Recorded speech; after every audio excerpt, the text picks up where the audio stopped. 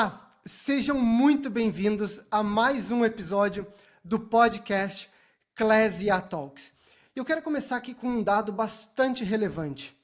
Hoje, 7 em cada 10 estudantes universitários já utilizam a inteligência artificial para estudar, seja para buscar novos conteúdos, informações mais atualizadas, mudar o estilo da escrita, ou até mesmo usar a inteligência artificial como um tutor virtual.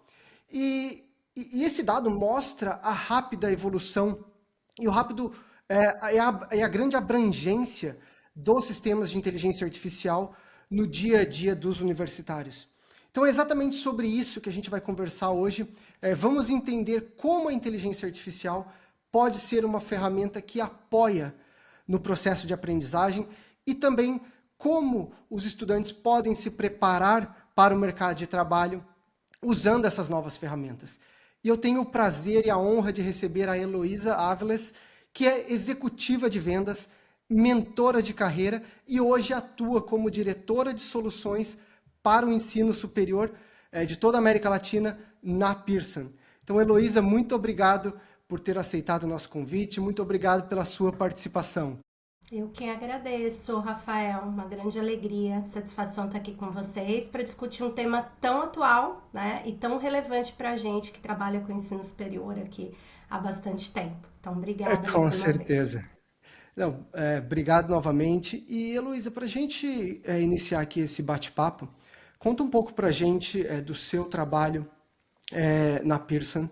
E se você já tem visto e como você tem visto a inteligência artificial já transformando o processo de aprendizagem dentro das instituições de ensino superior.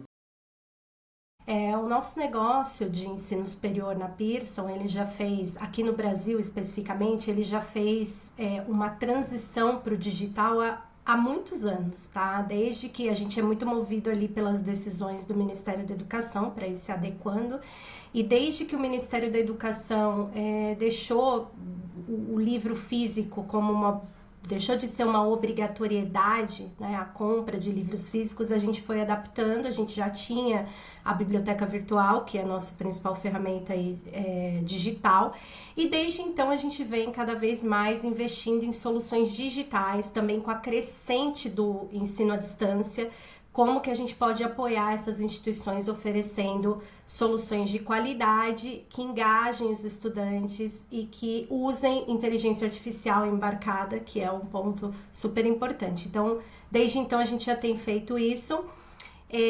Acho que o principal ponto aqui é como, eu já falei do ponto de evasão, mas como apoiar essas instituições, engajar os estudantes e também tornar o processo de aprendizagem cada vez mais personalizado, quando a gente fala do aluno como protagonista, né, do aluno, e isso a IA tem ajudado muito. Então a gente tem visto cada vez mais dentro dos ambientes virtuais de aprendizagem ferramentas que apoiem essa aprendizagem adaptativa que a gente fala, ou personalizada, né? Então ela vai direcionando ali aquele estudante um exercício com um nível mais alto, com um nível, não, precisa adaptar, voltar um pouquinho para esse estudante, então ela já vai criando isso, ela tem tutoria online, ela tem uma série de ferramentas para feedback também, enfim, tudo isso tem apoiado bastante esse processo. Isso é muito bacana, né? Principalmente, Luísa, a parte como você mencionou, da personalização. Uhum. Porque eu acredito que realmente é ali que que a inteligência artificial pode servir como uma grande aliada, tanto do educador como do aluno. Exato. E você tocou um ponto também muito importante, que é a evasão dos alunos. Você já tem percebido que essa personalização e essas novas experiências no processo de aprendizagem estão ajudando na retenção dos alunos, não só na retenção, né, do aluno ali na universidade, mas também na retenção do conhecimento, né, do aprendizado mais real e realmente aquele impacto no aprendizado.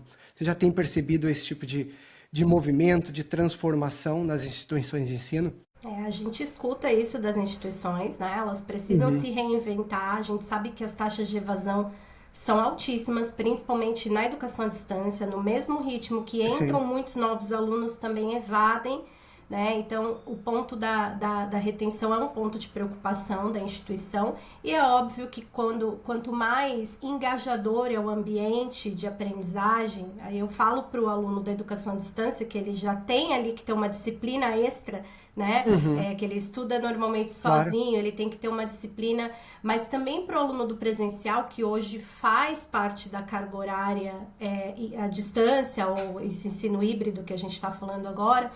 Então, essas ferramentas, elas têm apoiado muito o que a gente escuta nesse processo, porque elas são mais interativas, né? É completamente diferente você entrar num ambiente e ficar assistindo uma aula gravada, pura e simplesmente, você ter ferramentas de gamificação, você ter um Uhum. tutor online que interage com você e que te traz, vai te instigando a fazer novas perguntas.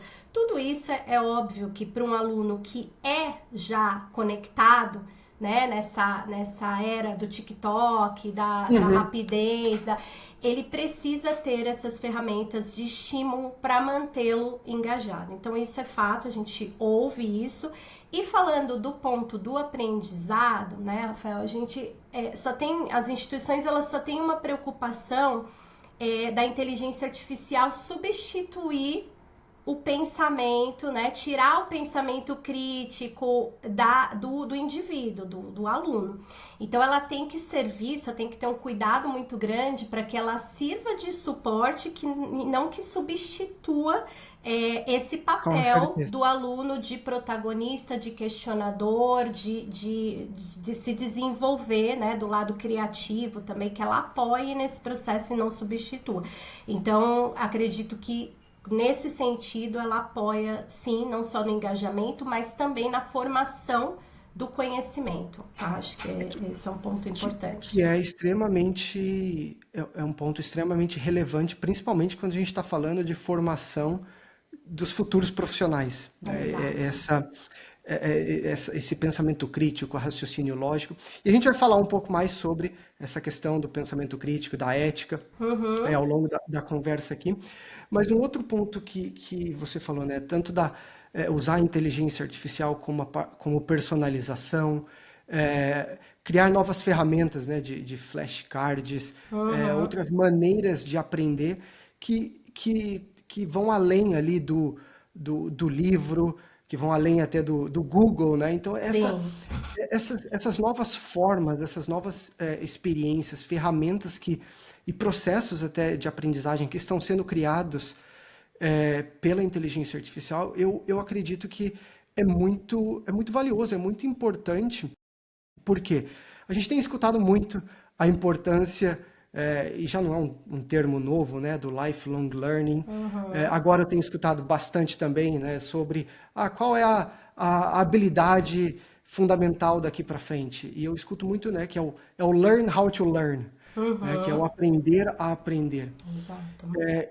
E eu acredito muito que, como a gente estava falando, essas novas modalidades, esses novos formatos, a hiperpersonalização que as ferramentas de inteligência artificial podem, já estão criando, né, já estão oferecendo para as escolas, para o mercado de trabalho, são muito relevantes, né, para apoiar o aluno, os profissionais do futuro a aprenderem a aprender, né? Então, isso Uhum. isso é muito relevante. E um outro ponto, Heloísa, foi publicada uma pesquisa feita pela Digital Education Council. Eles entrevistaram diversos empregadores ao redor do mundo. E um dado muito relevante desse relatório foi que 80% dos empregadores ao redor do mundo acreditam que as instituições de ensino, e mais especificamente o currículo acadêmico, não Uhum. está conseguindo acompanhar as rápidas mudanças, evoluções no mercado de trabalho. E um dos motivos é a inteligência artificial. Então, o que você acha, baseado na sua experiência, o que você tem trabalhado diretamente com as instituições de ensino, o que precisa ser feito no currículo, não só no currículo acadêmico, mas também nas novas experiências dentro da universidade? Juntar tudo isso aí que você falou, né? Desde o conceito de lifelong learning, a gente tem falado muito de microlearning, né? Exatamente por esse ponto, de que o currículo tradicional das instituições, ele não está diretamente ligado às exigências, às necessidades do mercado de trabalho. Se você pega qualquer job description, hoje em dia, para qualquer posição, que seja um analista de recursos humanos, ele vai pedir ali algumas habilidades que você não aprende na faculdade. Definitivamente você não aprende, Sim, né? Às vezes até habilidades, não estou falando só de soft skills, não, porque soft skills é fato, né? Que isso não claro. está incorporado nos currículos. Criatividade, inovação, a não ser em cursos específicos, mas deveriam estar em todos os currículos, né? Porque são trabalho em equipe, são necessidades, pensamento crítico, necessidades que você tem, exigências no seu dia a dia de trabalho, é Claro, óbvio. claro. Mas eu tô falando até de hard skills mesmo. Às vezes você tem um pré-requisito ali, uma necessidade de Excel, por exemplo, e você não teve isso na faculdade, você vai ter que fazer isso separadamente em algum momento. Então, o microlearning, a gente tem falado muito dele como uma ferramenta de individualização, de personalização e de currículos flexíveis. Então, você adicionar pílulas de conhecimento, Claro, short claro. course, cursos curtos, a matriz curricular tradicional e formar ali currículos únicos. Então você tem por exemplo, um psicólogo que se formou em psicologia ali na universidade, no currículo tradicional, mas que ele tem ali uma formação em Excel, ele tem uma formação em gestão de projetos por algum motivo, porque se ele for um RH de uma empresa, por Sem exemplo, dúvida. isso é um pré-requisito, ele tem outras habilidades ali que ele foi criando, e depois que ele se forma, a questão do lifelong learning, ele continua criando, ele continua fazendo outros cursos, se aprimorando para seguir construindo aquele currículo, né? E aí esse currículo ele é individualizado, ele tem também a possibilidade de incluir certificações que vão Claro. tornando ali, né, para pôr no LinkedIn, vão tornando ali aquele currículo totalmente personalizado, um indivíduo único, para atender aos pré-requisitos ali de uma vaga, né, de uma posição de trabalho. Então, a gente tem moldado as nossas ferramentas, como eu falei, a gente ouve muito o que a instituição quer e o que o aluno quer também, né? Nossa equipe de produto e inovação, ela está sempre aberta a realizar esses focus group, conversar com os Sim, estudantes, conversar com as instituições e entender quais são suas dores, como eu posso apoiar e também olhar o lado do empregador, que é o que você falou, claro, né? claro, Porque o empregador claro. dá esse feedback, não, o currículo da universidade não é o ideal. Então, como trabalhar bem universidade e empregador, eu acho que tem que ter, a universidade e o trabalho estão diretamente ligadas, então não tem como não ter essa conexão, né? É necessária essa conexão, é necessário entender as necessidades para formar cada vez mais profissionais que estejam alinhados a isso, tá? Eu concordo 100%, porque realmente existe essa lacuna, né? Então, eu trouxe o dado do ponto de vista do empregador, né? Uhum. Do líder, do gestor, mas ao mesmo tempo, né?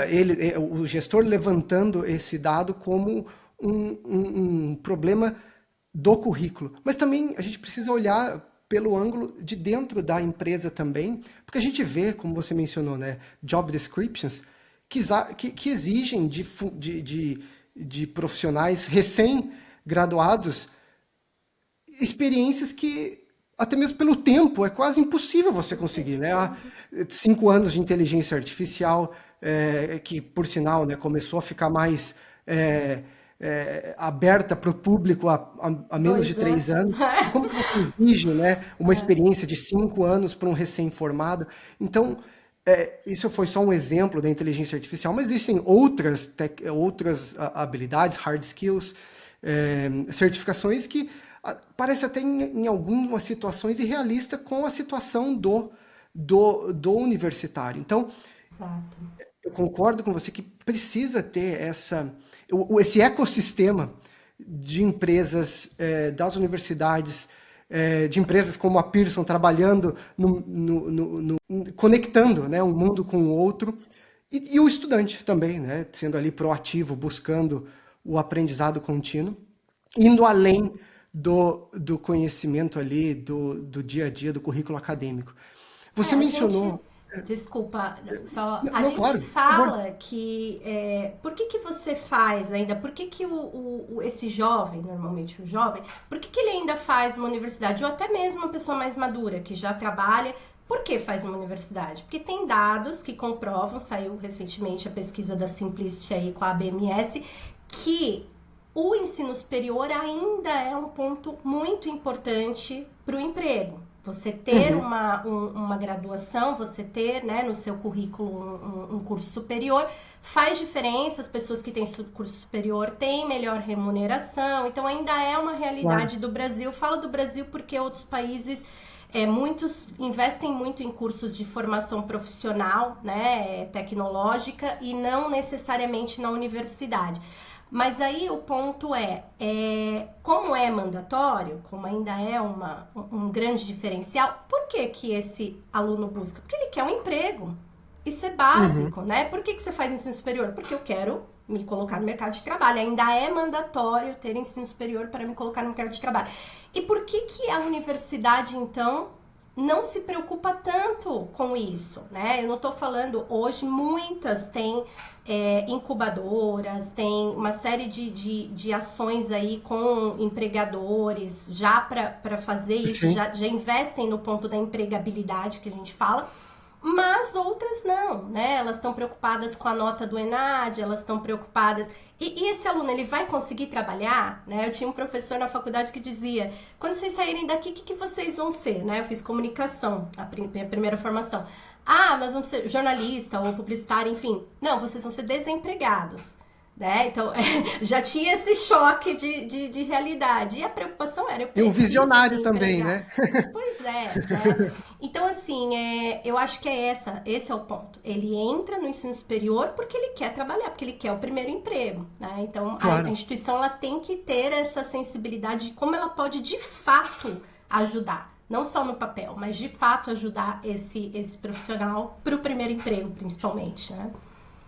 Porque se você for ver, analisar também, é, os grandes empregadores em diversas posições já também tem posições mais específicas que também não exigem o currículo, o diploma, exigem a experiência, a Uhum. capacidade de adaptação, então isso é muito importante. Inclusive saiu até um outro dado interessante da Indeed, nos Estados Unidos, que eles fizeram uma pesquisa com estudantes da geração Z, e mais de 50% acreditam que o valor do diploma está diminuindo pelo alto custo, né, nos Estados Unidos, da universidade, pelo impacto da inteligência artificial. É, então, eu também concordo com você, Heloísa, que as universidades precisam ir além ali só do diploma, só da nota. Eu, na minha opinião, eu acredito que o ambiente da universidade traz muitos benefícios, que, de novo, vão além ali só do currículo, só do conhecimento técnico da matéria. É uma oportunidade do estudante se conectar com outras pessoas que pensam da mesma maneira e que pensam de uma forma diferente também. De construir um networking, de buscar pesquisa, de buscar mentores. Então, eu acredito que é um ambiente que pode ir muito além, né, do currículo e do conhecimento técnico. E como que as Exato. universidades, então, podem realmente transformar essa, de novo, a evasão, essa preocupação, esse foco só no currículo e trabalhar essas outras áreas para realmente preparar os universitários para o mercado de trabalho real? É isso que eu falei, muitas já têm iniciativas, né, tanto para o uso da inteligência artificial para apoiar isso, que é um ponto aqui da Uhum. nossa conversa, mas também para essas questões de desenvolvimento para o trabalho, né? Então, como eu falo, parcerias com empresas, né, vivências, porque como você também colocou, Muita coisa ele só vai aprender na prática. Então, se é um primeiro emprego, tem que ter essa sensibilidade também do empregador, né? De entender que ele vai para lá para aprender. Então, as instituições muitas têm esses links com as empresas, esses programas para incentivar o primeiro trabalho, e também esses cursos adicionais, esses cursos paralelos ao currículo que apoiam desenvolvimento de habilidades para o trabalho, né? E falando da inteligência artificial, muitas usam isso para aprendizagem baseada em projetos, né? Onde cria ali desafios para o estudante em ambientes simulados também, o que é muito legal, desafios de projetos mesmo para desenvolver raciocínio lógico, pensamento crítico, tudo que a gente já falou. Usa a IA para a parte mais braçal ali do negócio, e o estudante no papel de desafiar a IA para criar novas coisas, né? Então, e aí quando a gente fala de aprendizagem baseada em projetos, é outro ponto super importante nesse sentido, né? Do pensamento, do raciocínio lógico, pensamento crítico, de construir, de criatividade e inovação. Então, vários pontos. E um ponto importante é que elas estão fazendo isso, muitas instituições, mas com a preocupação exatamente de usar a IA de uma forma ética e responsável, porque ela não pode, né, substituir o pensamento crítico, ou o aluno que usa IA para tudo, ele pode acabar também. Eu falo, na minha época não tinha nem Google, né? Então a gente ainda tinha que ir na biblioteca e fazer na folha de almaço, papel, as pesquisas, escrever. Com o Google já melhorou. Com a IA agora, você joga lá e ele faz, né? O que é super complicado para a gente que trabalha com direitos autorais, por exemplo, né? O que é muito delicado. Tem gente construindo livro com IA, que ela busca, e essa informação, ela foi checada, então vem da questão da qualidade da informação também, e da questão de você deixar de pensar, fazer a IA pensar por você, o que também não pode acontecer, né? Não, e realmente, né, hoje, já mais de 50% dos artigos e textos que são publicados na internet já são criados por inteligência artificial. Então, isso é outro dado bastante relevante. E eu falo muito que quando a gente interage, quando a gente se comunica com a inteligência artificial, seja para criar um texto, um produto, pegar novas ideias, um brainstorm, a gente precisa passar por um processo, e esse processo, na minha visão, tem 3 etapas. A primeira delas é a especificação, a segunda etapa é a cocriação e a terceira é a aplicação. Então, o que eu quero dizer com isso? A primeira etapa, você não consegue delegar para a inteligência artificial, que é a especificação. É extremamente importante eu, como uma pessoa ali, usando a inteligência artificial, especificar ao máximo o que eu estou buscando resolver com aquela inteligência artificial, qual o propósito. Precisa de repertório, né? Precisa de repertório. Exato, porque se você não tem esse repertório, o mínimo conhecimento, você não vai conseguir nem mesmo questionar o que você está recebendo na inteligência artificial. Então, essa especificação é extremamente importante. A segunda etapa é onde a gente já consegue delegar mais para a inteligência artificial, que é o que você falou, né? O trabalho mais braçal ali. O poder computacional de memorização de uma inteligência artificial é muito maior do que o nosso de busca, de análise, de consolidação, de construção de relatório. Então, essa cocriação, esse momento onde você pode realmente delegar para a inteligência artificial. E o terceiro, que é a aplicação, né? Que é o uso do pensamento crítico, como você falou. Tá bom, agora que eu recebi essa informação, o que eu faço com isso? Como eu valido? Faz sentido? Ela faz sentido, exatamente. Então, esse processo é muito importante, não só para os estudantes universitários, mas para os profissionais também. Falando em pensamento crítico, Heloísa, vamos entrar um pouco aqui, então, nas habilidades humanas, né? Que são, acho que a gente não precisa nem discutir mais se é importante ou não, né? A gente precisa discutir quais são.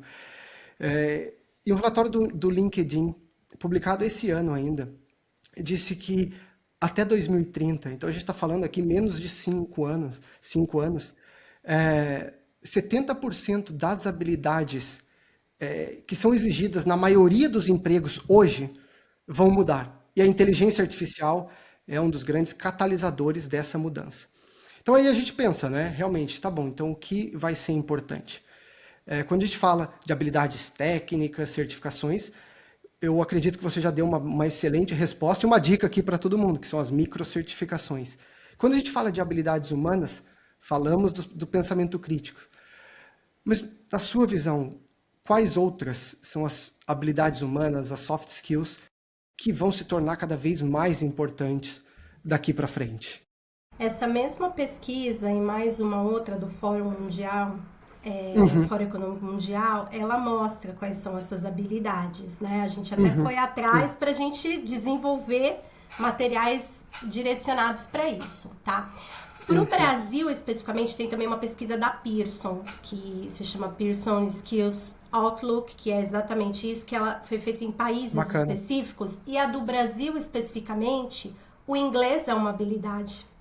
Tá, super importante, não é soft, mas não deixa de ser aí uma hard skill super importante, porque ainda nós temos esse gap, tá?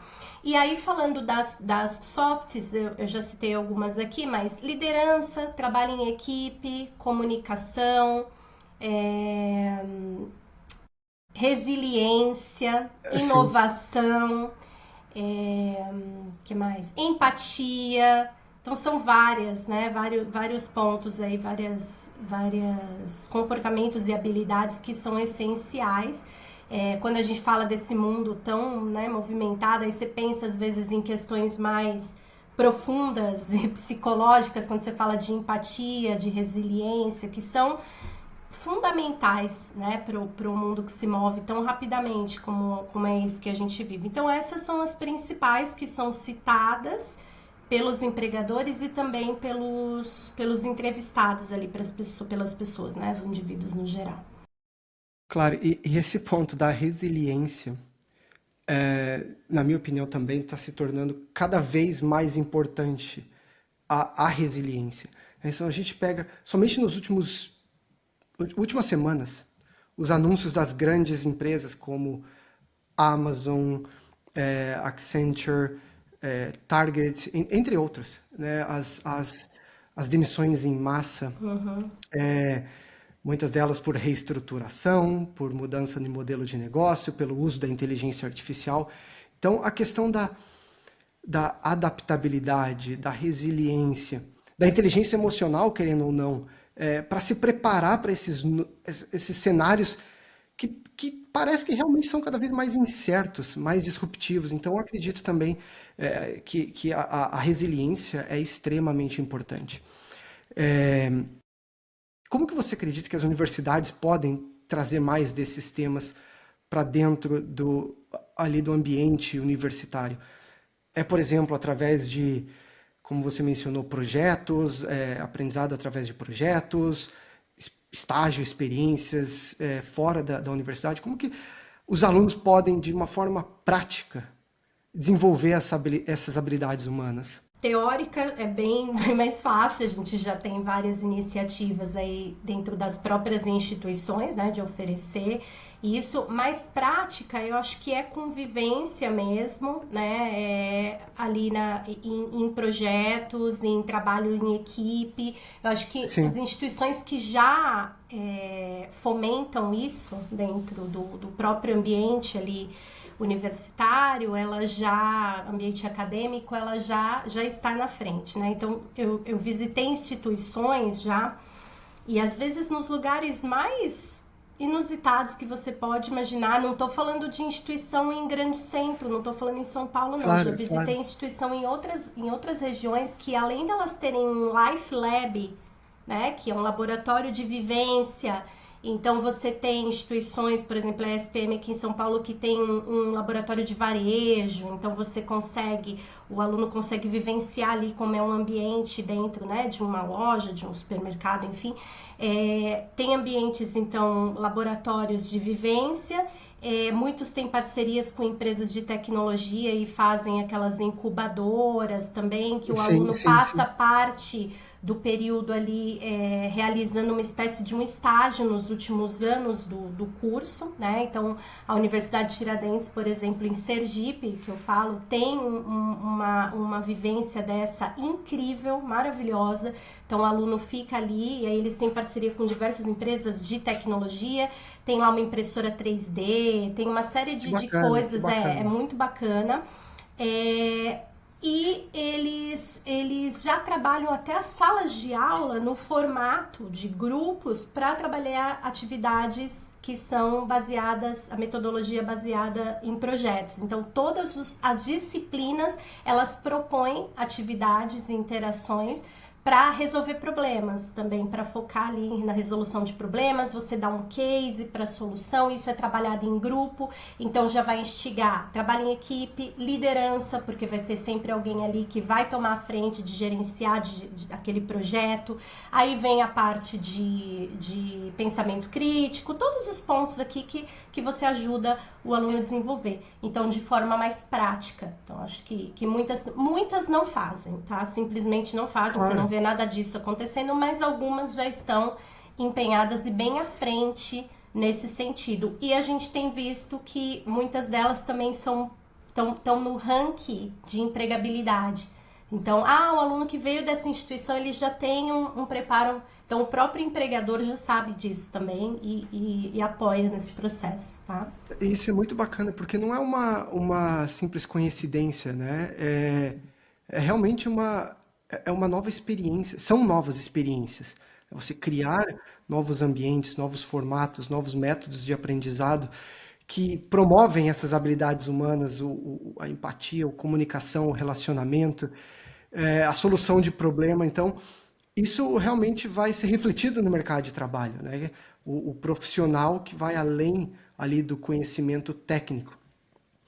E eu também acredito que a experiência prática, a capacidade de pegar aquele conhecimento técnico e transformar em uma solução inovadora, é o que realmente vai diferenciar o profissional do futuro. Então, Certeza. saber unir todo o conhecimento com a solução de problema, com o pensamento crítico.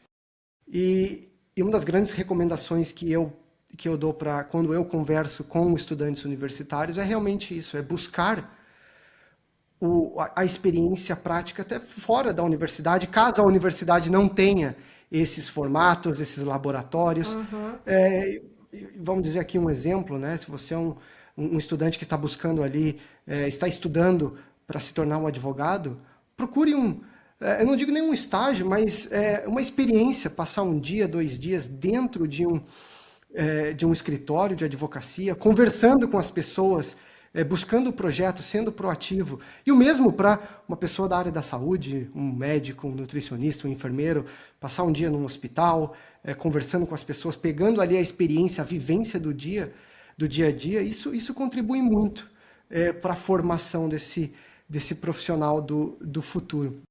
Então, a experiência prática, né? E como que você acredita, Heloísa, que as universidades podem começar a incorporar a inteligência artificial de uma forma mais ativa no currículo acadêmico, no currículo do ensino superior, de uma forma que promova, né, essa experiência prática, o pensamento crítico e não o uso mais passivo da tecnologia? É isso que eu tô falando. Muitas já no próprio ambiente virtual, elas já trabalham isso, né?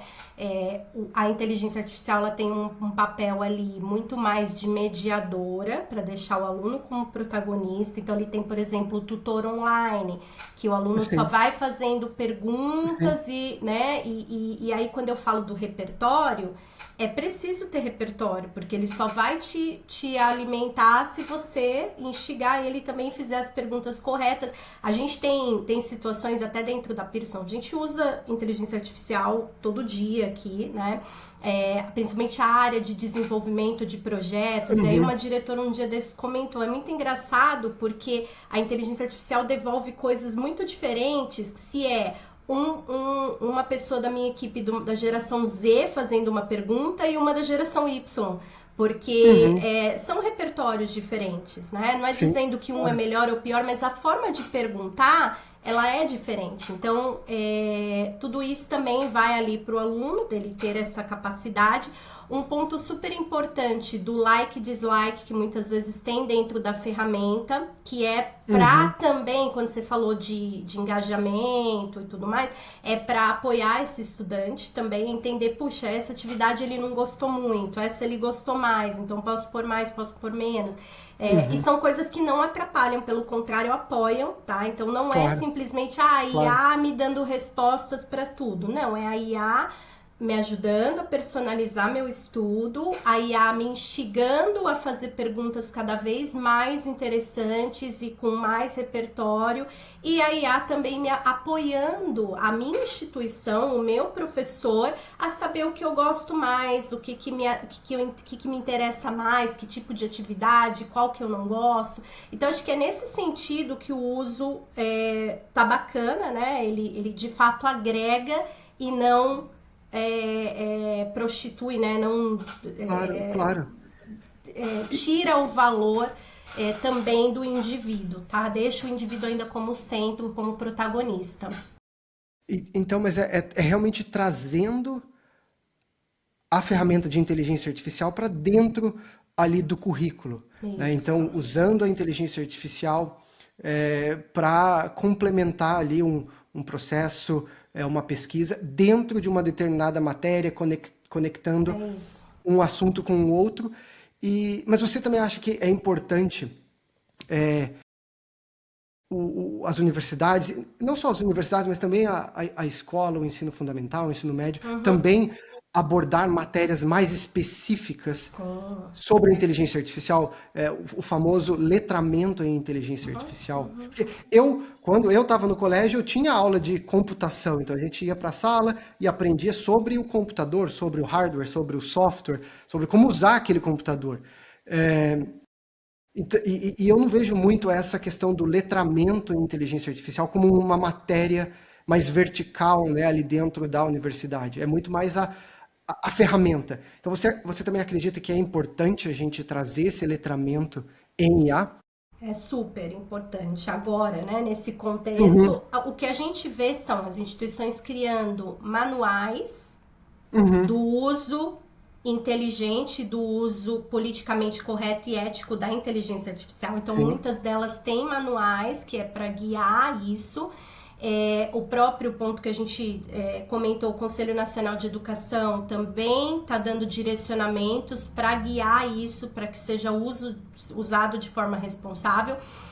E tem instituições com cursos, né? Muitas instituições abriram cursos voltados à formação em inteligência artificial, mas o que eu entendo a sua pergunta está muito ligada a uma disciplina básica, como deveria ser de finanças pessoais, por exemplo. Para a gente entrar e falar, então, olha, a inteligência artificial é isso, a inteligência artificial generativa, algoritmos são isso, redes neurais, e explicar realmente como ela é desenvolvida e as implicações do uso da inteligência artificial. Não, eu acho que deveria ser, não, pelo que eu vejo, não, né? Nos currículos, a minha filha, por exemplo, de 6 anos, ela tem tecnologia educacional, né? Ela tem aula de tecnologia educacional. Então, talvez numa disciplina dessa, incluir isso no currículo, né? Mas não são todas as escolas e as universidades muito menos, né? Então, as universidades, o que elas têm, como eu falei, são guias nesse sentido e cursos específicos, tem até programas já de pós-graduação, mestrado, voltados especificamente para o uso da tecnologia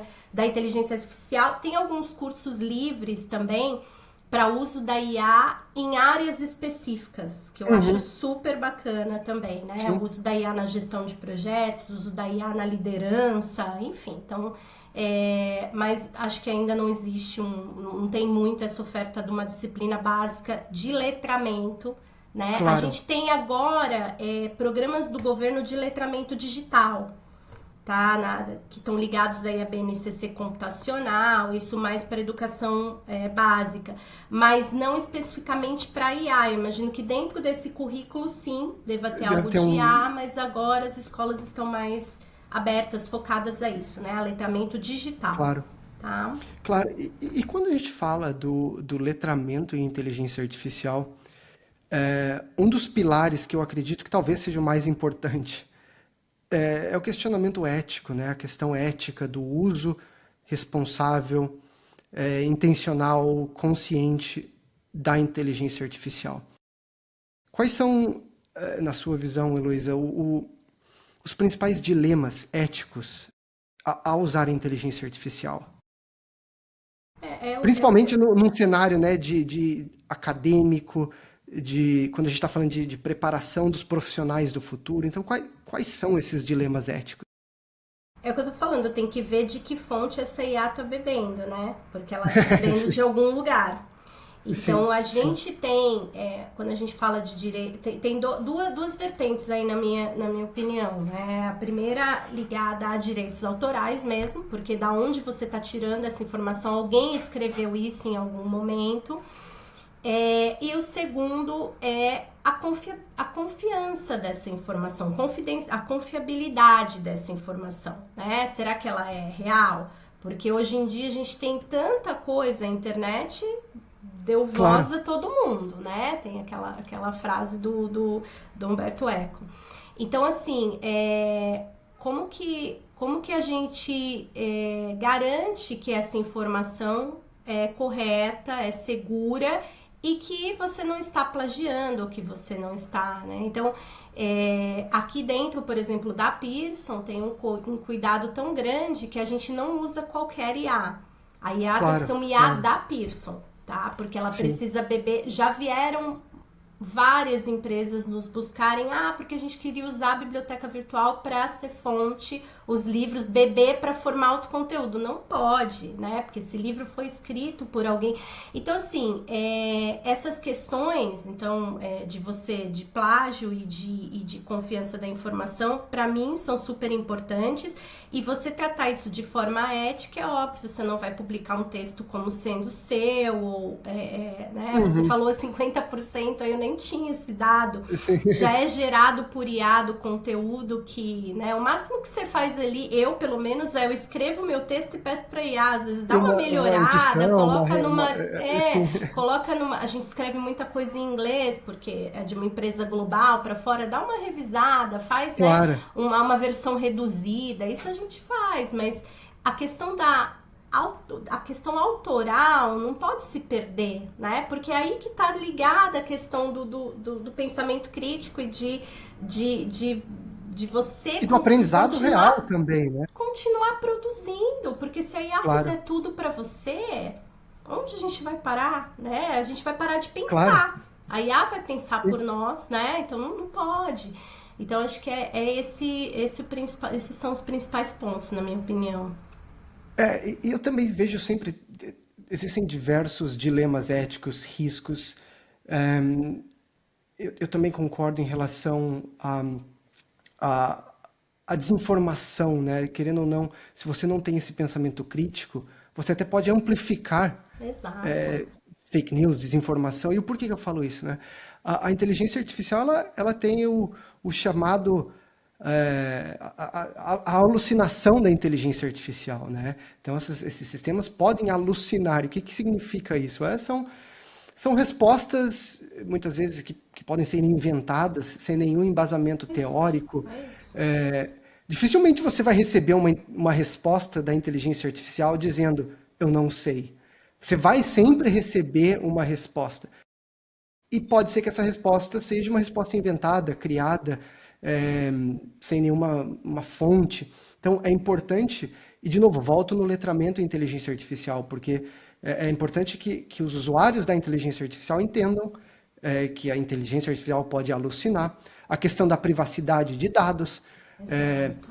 até mesmo um executivo da Google, em uma entrevista, ele disse: não divida com a inteligência artificial que você não dividiria com uma outra pessoa, né? Então, é muito importante a pessoa entender que não é tudo que você vai colocar ali. Muitas dessas empresas usam esses dados para treinarem a inteligência artificial. Então, a questão da privacidade de dados é muito importante. E a terceira, que é um problema que a gente já vê acontecendo, que é muitas pessoas substituindo até mesmo relacionamentos, a conexão humana por, por recomendação, pela companhia de agentes de inteligência artificial. Então, essa troca, eu prefiro conversar com a inteligência artificial porque ela me elogia, porque ela cria um ambiente sem julgamento. E se eu for falar com o meu psicólogo ou com o meu amigo, com a minha professora, eu vou ter esse julgamento. Então, isso também é um problema que eu vejo que já está acontecendo, pesquisas já dizem isso, e eu acredito que as pessoas precisam realmente refletir nesse ponto do relacionamento, até que ponto a inteligência artificial ela é saudável para o relacionamento, né, para a conexão. Então é muito importante esse assunto. E, Heloísa, um assunto um pouco mais delicado, né, que são, a gente falou um pouquinho no começo, né, que são, eu quero dizer aqui a questão das provas, né? Hoje as universidades também focam muito na nota, na questão da avaliação. O ensino escolar tradicional é focado, né, na avaliação, na prova, no teste, na retenção do conhecimento, na memorização, que muitas vezes esse conhecimento desaparece logo depois da prova, né? Então, com a inteligência artificial sendo uma assistente virtual 24 horas por dia, a gente deveria também, as instituições de ensino, no caso, deveriam repensar a maneira de avaliar os estudantes, pensando principalmente no futuro do trabalho. Certeza, certeza. A gente já discute muito que o ensino tradicional, esse baseado na decoreba, mesmo né, no vestibular, quando você vai, né, é tudo na decoreba. Eu acredito que é um impulso para a diferenciação aí, tudo que não é, como eu falei, braçal, tudo que exige mais, né, raciocínio lógico, pensamento e tal, vai ter que mudar, vai ter que se adaptar a isso, claro. Senão as coisas vão banalizar, né, a IA faz tudo por mim, é o que eu tô falando, como que você vai diferenciar esse profissional? A gente, por exemplo, já tem feito aqui, até nos processos seletivos para trabalho, a apresentação de um case, sempre.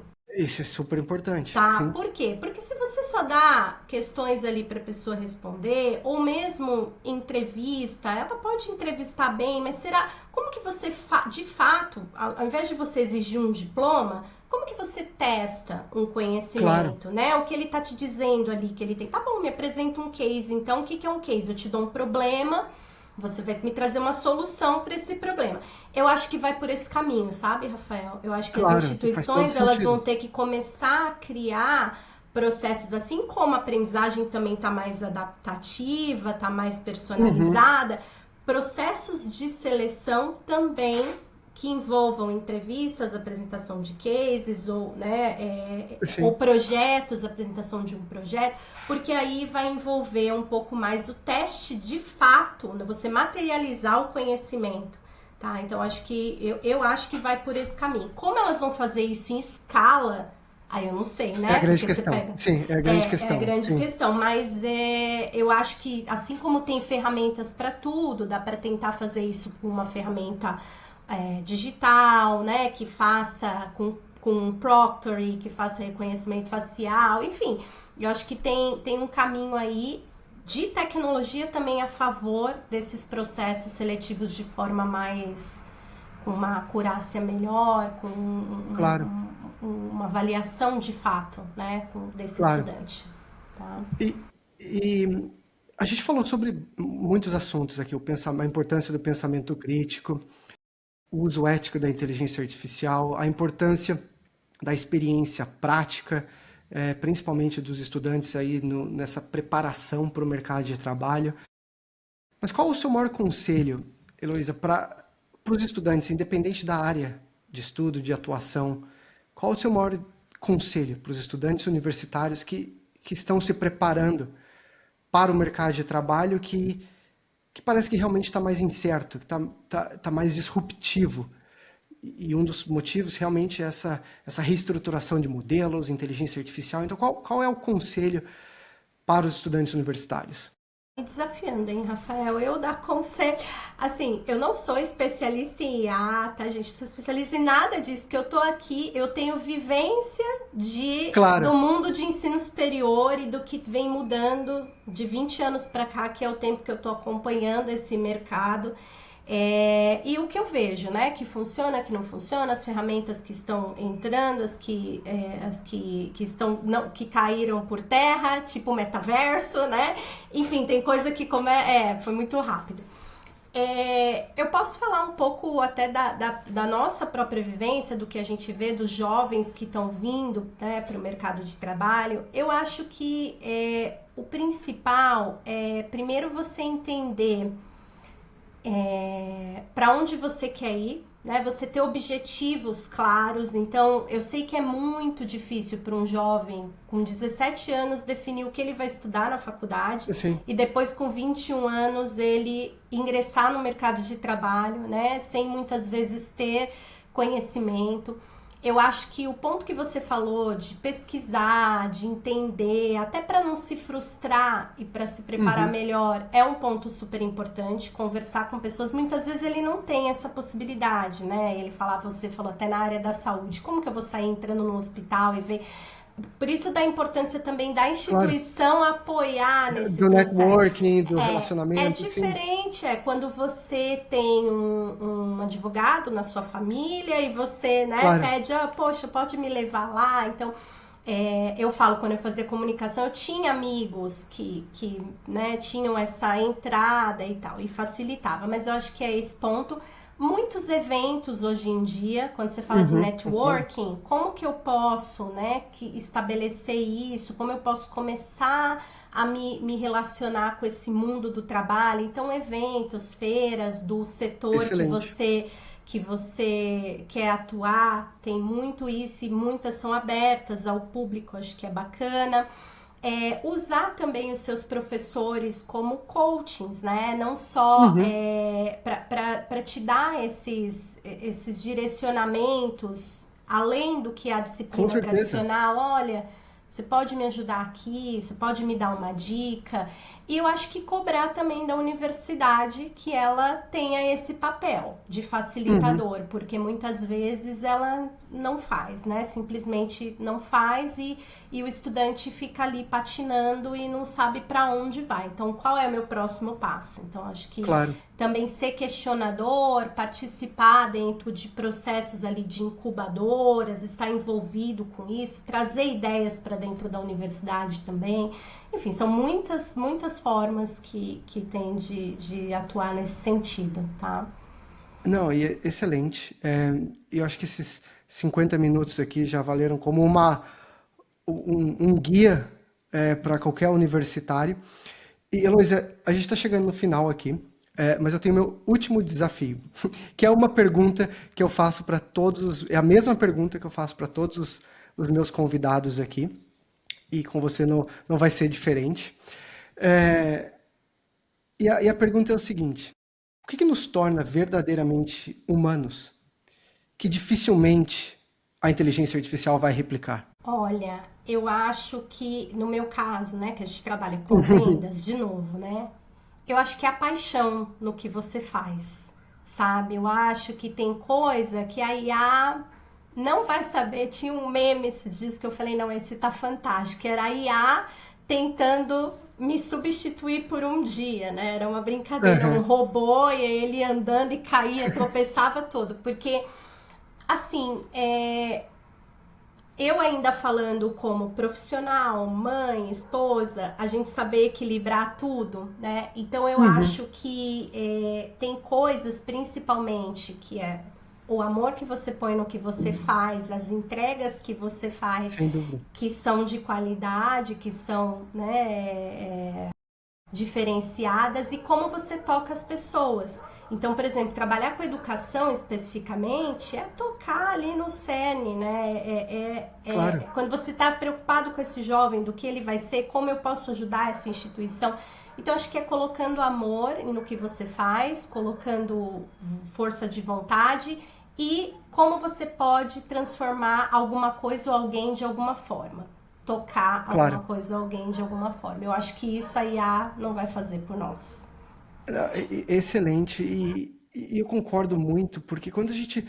E a minha recomendação final para o estudante universitário é não fixar tanto somente no cargo, no título do cargo, mas voltando no que você falou anteriormente, no que te move, no que te motiva, qual problema você quer solucionar. Porque quando a gente começa a olhar somente para o título, para o cargo, é aí que a frustração vai começar, né? Principalmente nesses novos cenários de transformação dentro das empresas. Novos cargos vão aparecer que a gente nem consegue Uhum. entender quais são Nem exatamente existem, agora. né? Alguns que existem vão desaparecer. Então, é muito importante o que você falou, o ser motivado por algo, ter essa paixão, essa motivação e, e olhar sempre para as atividades dentro do seu trabalho. E eu até gosto de falar, né, olhar como se fosse uma escala de automação.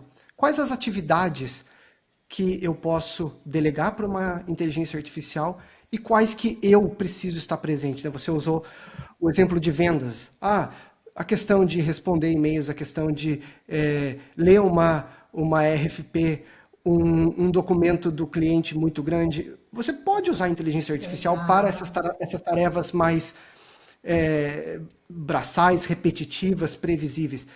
Mas ali na frente do cliente, entendendo realmente as reais necessidades, se conectando de uma forma pessoal, a empatia, a inteligência emocional, isso a máquina não vai substituir. Então, olhe as atividades e não somente o cargo que você está buscando, né? E use a inteligência artificial para as atividades mais rotineiras, mais manuais, mais repetitivas. Então, adorei a sua. Relacionamento, relações Exato. humanas, isso a IA não vai substituir. As relações humanas, essa interação dos indivíduos, né? E o time já está fazendo isso, tá? O time de vendas, o que é trabalho burocrático, de Sim, pipeline, já está delegando para a IA. E eu claro. falo, estar na rua, estar com o cliente é o que a IA não vai fazer por você. É exatamente isso. Você exemplificou perfeitamente. Bom, Heloísa, obrigado novamente. Foi uma aula aqui. Obrigado pelo seu tempo, por você ter dividido com a gente aqui tanto conhecimento, vivência, experiência, dicas. Obrigado. Obrigado pela participação. Absolutamente, Rafael. Eu que agradeço o convite mais uma vez. Foi uma grande satisfação participar. Obrigada. Que bom. Obrigado. Tchau, tchau. Tchau.